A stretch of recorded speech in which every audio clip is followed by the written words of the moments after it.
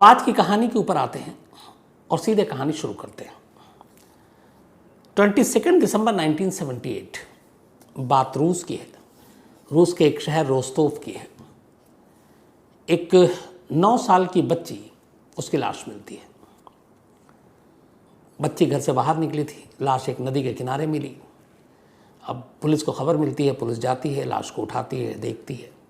पहली नज़र में ही पता चल जाता है कि उस बच्ची के साथ रेप हुआ है और बड़ी बेदर्दी से उसे चाकुओं से गोद कर मारा गया।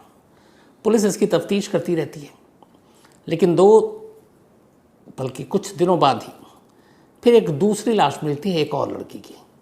और ये लड़की जो है, इसकी लाश भी नदी के किनारे मिलती है, पास में एक बैग मिलता है। लड़की की उम्र 13 साल थी। लेकिन इन दोनों लाशों की जो बरामदगी थी, दूरी काफ़ी थी, लेकिन जिस तरीके से लाश मिली, जिस तरीके से उनके ऊपर ज़ख्मों के निशान थे, वो पुलिस को हैरान कर रहे थे। दोनों में सिमिलरिटी थी और दोनों ही केस में लड़की की जो ब्रेस्ट थे उसको काट लिया गया था। अब पुलिस को लगा कि ये कौन सनकी है जो ऐसा काम कर सकता है। इसी दौरान में कुछ वक्त बीता और एक और लड़की की लाश मिली, उसके साथ भी सेम ऐसे ही। अब पुलिस परेशान कि ये क्या मामला है, तफ्तीश जारी थी। इसी दौरान में पुलिस को एक जानकारी मिली कि इन 3 बच्चियों में से एक बच्ची के साथ उसने एक शख्स को देखा था जो उसके साथ बड़ी दोस्ताना व्यवहार कर रहा था और उसको लेकर अपने साथ गया। और फिर बाद में उस बच्ची की लाश मिली। उस बंदे का नाम था अलेक्जेंडर कराचेनोको। जब पुलिस को पता चला कि ये अलेक्जेंडर है तो पुलिस ने फिर उसकी हिस्ट्री खंगाली। पता चला कि ऑलरेडी रेप के मामले में पहले जेल जा चुका है और उसी इलाके का था जहाँ से लाशें मिल रही थी। पुलिस ने उसे उठाया, उसके बाद उसे टॉर्चर किया। उसके बाद पुलिस ने बयान दिया कि उसने अपना जुर्म कबूल कर लिया, इन लड़कियों के कत्ल के पीछे उसी का हाथ है। और इसके बाद ट्रायल हुआ और ट्रायल के बाद उसे गुनहगार ठहराया गया और 1982 में फायरिंग स्क्वाड ने अलेक्जेंडर को गोली मारकर सजाए मौत की जो तामील थी वो पूरी कर दी, क्योंकि उसे डेथ पेनल्टी मिला था। तो 78 में बच्चियों के कत्लेआम का सिलसिला शुरू हुआ और 4 साल के अंदर ही वहाँ रशियन पुलिस ने अलेक्जेंडर को उन बच्चियों का कातिल करार देकर अदालत से सज़ा भी दिलवा दी। उसे सर के पिछले हिस्से में गोली फायरिंग स्क्वाड ने मारी और उसकी मौत हो गई। अब लगा चलो केस ख़त्म, सुलझ गया सब कुछ, लेकिन ऐसा था नहीं। इसके बाद अगले 12 सालों तक इसी रोस्तोव शहर में एक के बाद एक लड़कियां, औरतें, इवन बच्चों को मारा गया। और इन 52 के 52 मर्डर्स में जो तरीका था वो एक ही था, हर एक को चाकू से गोदा गया। और सबसे अजीब बात ये थी कि हर कत्ल के बाद जो फीमेल थी, बच्चियां थी, औरतें थीं, उनके ब्रेस्ट को काटा गया। जो लड़के थे उनके प्राइवेट पार्ट्स को काटा गया। किसी के ज़ुबान काटे गए, किसी की आंखें निकाली गईं। इस वहशियाना तरीके से रूस में इससे पहले ऐसा कोई कत्लेआम नहीं हुआ। अब पुलिस परेशान हो गई, लोग घबराने लगे। जिस तरीके से, जिस दरिंदगी से मारा जा रहा था, तो रूस के इतिहास में ये पहली बार था। अब ख़ासतौर पर मॉस्को तक ये बात पहुंची, रूस की राजधानी। वहाँ कहा गया कि यहाँ रोस्तोव शहर में लोगों के अंदर ज़बरदस्त दहशत है और कोई एक ऐसा सीरियल किलर है जो इस तरह के कत्लेआम कर रहा है। अब मॉस्को से स्पेशल टीम इन्वेस्टिगेटिव भेजी जाती है कि आप जाओ और इसको हैंडल करो। अब वो स्पेशल टीम आती है, यहाँ पर आने के बाद रोस्तोव में हर एक केस को स्टडी करती है। जब केस को स्टडी करती है हर एक को, तो पता चलता है कि जो ज़्यादातर लाशें मिली हैं वो या तो नदी किनारे मिली हैं, जंगल में मिली हैं, या रेलवे ट्रैक पे, रेलवे स्टेशन के पास मिली हैं, या फिर बस स्टॉप पे। लेकिन इनमें से भी जब शॉर्टलिस्ट किया गया तो पता चला सबसे ज़्यादा जो लाशें मिली हैं वो रेलवे ट्रैक के किनारे मिली हैं। तो अंदाज़ा ये लगाया गया कि जो भी कातिल है वो ट्रेन का इस्तेमाल करता है, वारदात को अंजाम देता है और उसी ट्रेन के साथ फिर कहीं गायब हो जाता है। अब ये जानकारी थी। इसके बाद पूरे जासूसों का जाल बिछाया गया रोस्तोव शहर में और कहा गया कि ऐसे शख्स पे नज़र रखो जो ट्रेन से आता जाता हो और ज़रा भी वो डाउटफुल हो, सस्पेक्टेड हो, संदिग्ध हो, तो उसे पकड़ा जाए। अब ये सारी चीज़ें होने लगी। इधर कत्ल का सिलसिला लगातार चल रहा था। लगातार एक के बाद एक लाशें मिलती जा रही थी।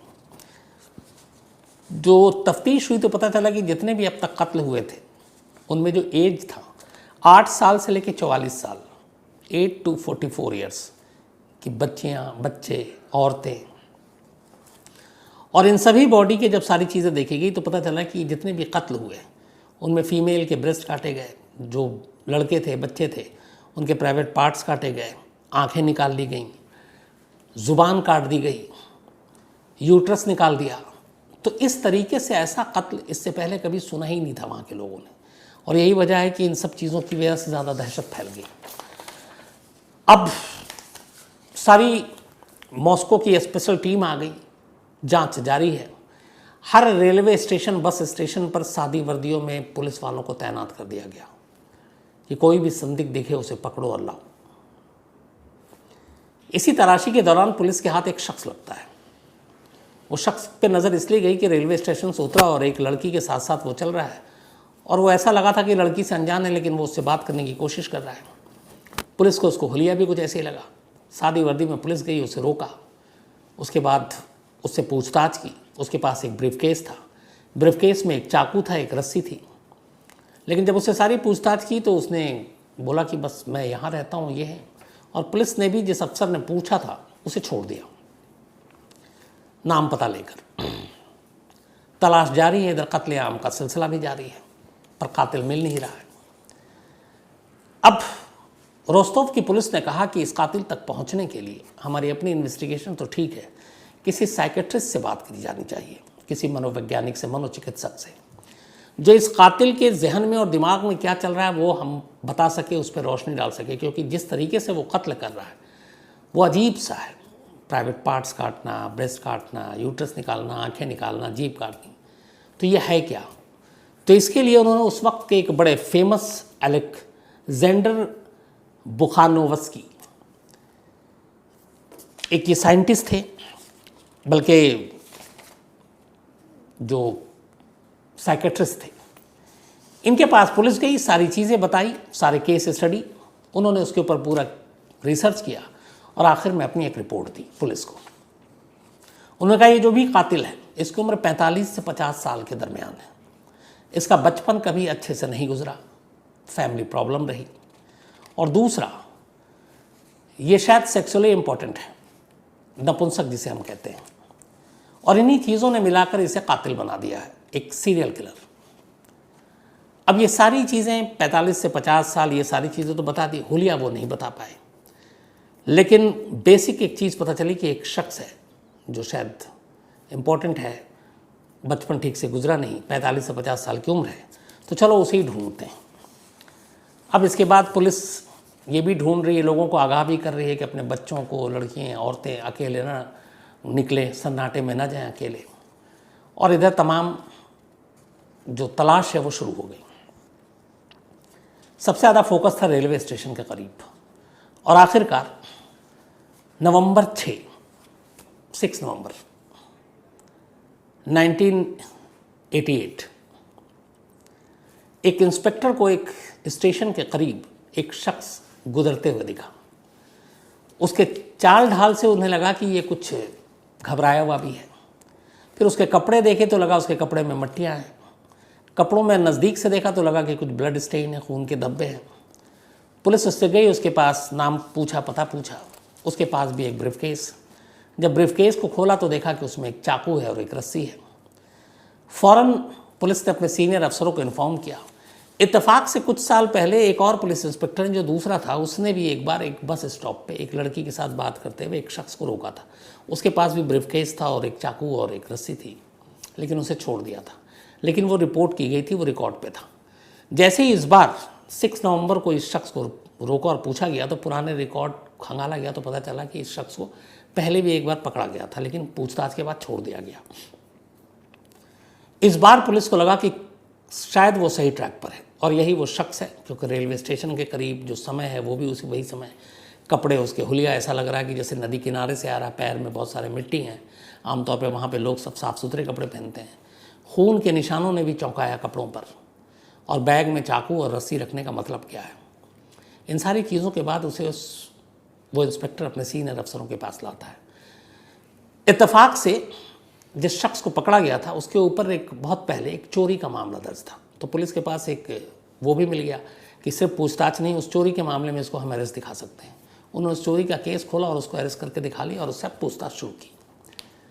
लेकिन वो अपने आप को बेकसूर बताया इन सारे कत्लेआम के लिए जो सीरियल किलिंग हुई। पुलिस ने हर तरह से पूछ लिया, पुलिस नाकाम रही। अब पुलिस को लगा कि क्या करें। इसी के बाद फिर पुलिस ने तय किया, सीनियर अफसरों ने कहा कि एक काम करो, इसको उस साइकेट्रिस्ट अलेक्जेंडर के पास ले चलो, वही इससे बातचीत करेंगे। अब इसके बाद अलेक्जेंडर जो साइकेट्रिस्ट थे नामी, उनके पास ले जाया गया। इस शख्स को जिसको पकड़ा गया था उसको बैठाया गया। बैठाने के बाद अब डॉक्टर साहब उससे पूछताछ कर रहे हैं और वो पूछताछ जो था उसकी पूरी डिटेल रिपोर्टिंग है कि उन्होंने उसके कत्ल, क्राइम, इन सब से पूछा ही नहीं। शुरुआत की बचपन से, कहाँ रहे, कैसे रहे, क्या पढ़ाई की, फैमिली में कौन, पहली गर्लफ्रेंड कौन, पहली नौकरी कौन, रोस्तोव में कैसे आए, ये सारी चीज़ें बातचीत पूरी।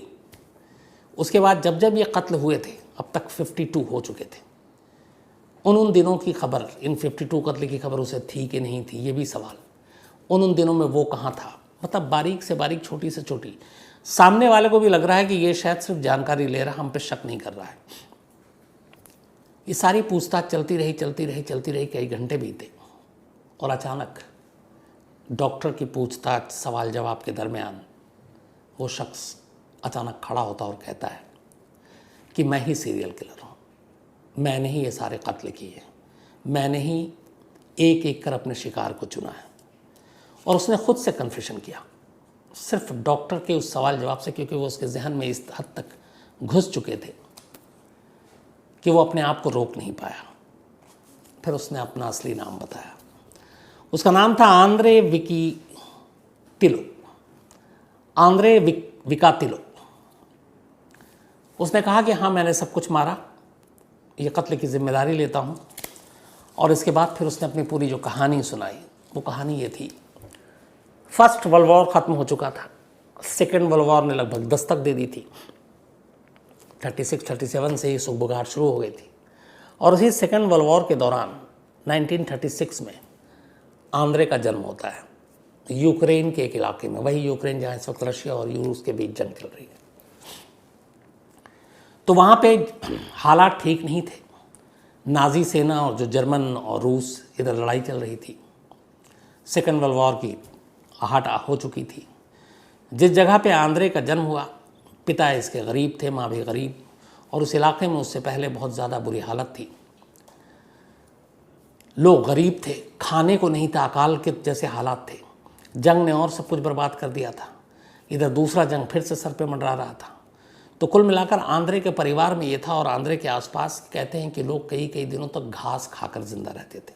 वो घास की रोटियां बनाते, घास उबाल कर खाते, अनाज था नहीं, हालात बड़े ख़राब थे।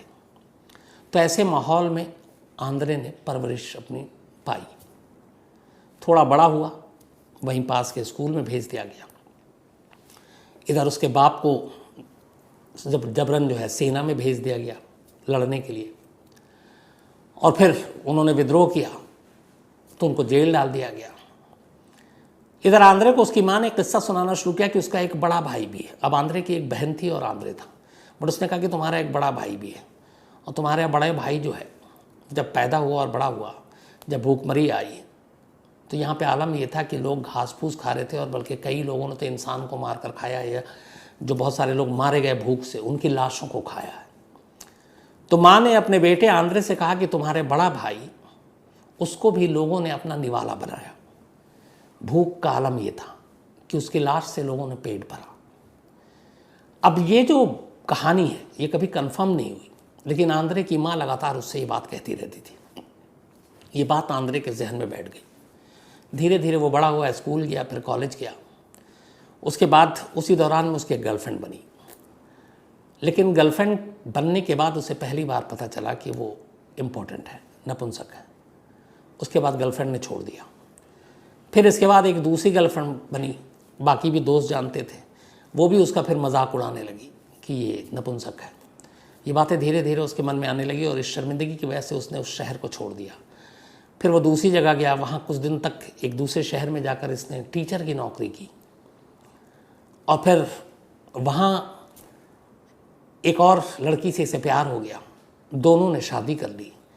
शादी के बाद फिर उसे भी मालूम था उसकी पत्नी को, लेकिन फिर हालात ऐसे बने कि अलग अलग हो गए, और वो आखिरकार उन तमाम जगहों को छोड़कर रोस्तोव शहर पहुंच गया। यहाँ आने के बाद पुरानी यादों ने उसका पीछा छोड़ा नहीं।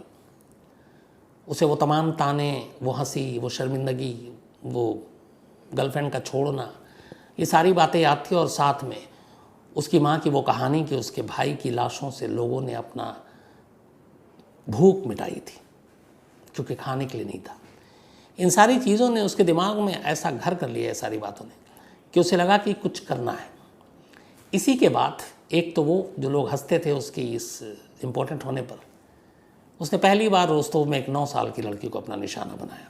उसके बाद उसके ब्रेस्ट काटे, फिर कई लड़कों को निशाना बनाया, उनके प्राइवेट पार्ट्स काटे।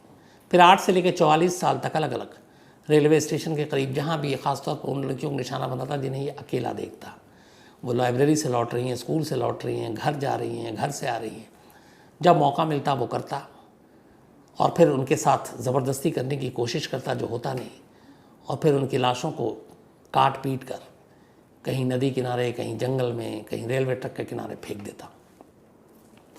और इस तरीके से वो एक के बाद एक कत्ल करता गया। जब उसने अपने सारे जुर्म को कबूल कर लिया, इसके बाद मुकदमा चला, और इस ट्रायल की शुरुआत हुई थी 14 अप्रैल 1992 से।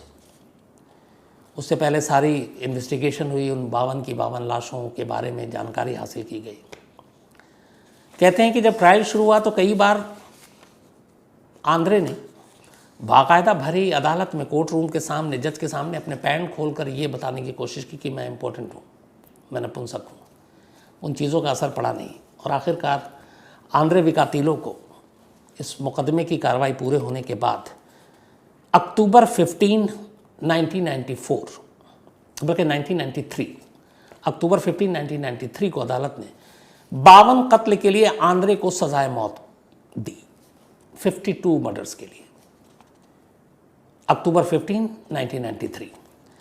इसके बाद करीब 5 महीना बीतता है, ये अपील करता है, उस अपील को भी रद्द कर दी जाती है, और आखिरकार 14 फरवरी 1994 वैलेंटाइंस डे के दिन 14 फरवरी 1994 को रोस्तोव शहर में, रोस्तोव जेल के अंदर चिकातिलो को एक गार्ड सर में पीछे से गोली मारता है।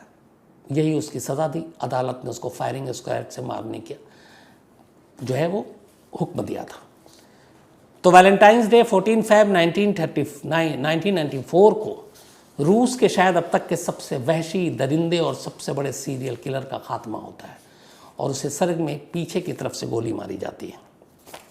और इस तरीके से आंद्रे विकातिलो की कहानी ख़त्म होती है। आंद्रे विकातिलो को रोस्तोव रिपर, रोस्तोव का दरिंदा, रोस्तोव का जंगली, मतलब रोस्तोव का कसाई, कई नाम से पुकारा गया। आज भी लोग जब उन हादसों को याद करते हैं तो सिहर उठते हैं। तो ये थी कहानी उस सीरियल किलर की जिसे रूस का सबसे बड़ा सीरियल किलर कहा जाता है।